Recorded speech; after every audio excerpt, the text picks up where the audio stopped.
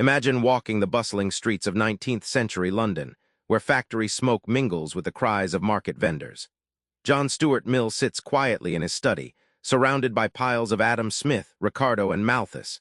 He's about to challenge the idea that wages and profits are just natural laws. What if the economic rules we take for granted are actually social inventions, things we can shape and change? Mill's Principles of Political Economy opens that door. Mill doesn't just drop abstract theory, he drags economics into the messy world of people's lives. This isn't ivory tower talk, it's practical and sometimes radical. Mill points to the English factory towns where workers' wages aren't fixed by some unchangeable law, but shaped by customs, laws, and unions. In Manchester, for example, the factory workers' attempts to organize show that wages reflect power dynamics, not divine decree. Think of economics like a game of chess, but with players constantly rewriting the rules. Mill's insight: wages, profits, and rents aren't chess pieces moving predictably. They respond to social conventions, laws, and institutions, like how the board itself can be reshaped mid-game. The payoff? Mill believed society could rewrite these rules, improving labor conditions and wealth distribution. This wasn't naive idealism, but a strategic call to action. The economic laws we live by are flexible, shaped by human decisions and institutions. It's easy to picture Mill as a pure free market zealot, but he's more nuanced. He's wrestling with a question: how do you protect workers without crushing freedom? Mill was wary of Adam Smith's invisible hand running wild.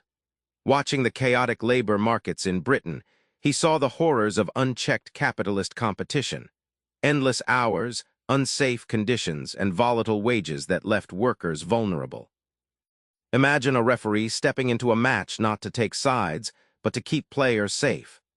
Mill argued the government should regulate work hours and protect local industries through trade barriers, not to strangle freedom, but to ensure fairness and human dignity. These ideas planted the roots for modern social democracy. Mill's balance: still valuing individual liberty but insisting that regulation can create better overall outcomes. It's freedom with a conscience, and that was revolutionary back then. Mill had a bold vision. What if everyone shared in the riches created by society's labor without sacrificing individual freedom? It's a high-wire act.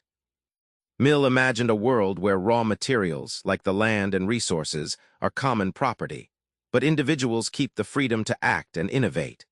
Picture a community garden owned by all, but each person tending their own plot with passion and freedom. He argued that everyone should fairly share the gains from combined labor. Just as multiple musicians create a symphony, each with their solo but contributing to a greater harmony, society's economic pie should feed all, not just a privileged few. This wasn't utopian fluff. Mill saw this as a logical next step towards social justice, where economic progress doesn't just enrich a handful of capitalists, but uplifts the whole society. It's a reminder that economics is a tool for human flourishing, if we're willing to make the rules work for us. Remember those London streets, the cries of merchants and the canvas tents where workers debated their rights. Mill's Principles invites us into that very moment, reminding us that economic laws aren't etched in stone but sketched by society. Next time you hear the rules of economics, ask yourself, who wrote these rules and how can we make them better? Try this. Spot one economic rule that feels fixed, then imagine how it could change for the better. Subscribe for more book summaries like this one.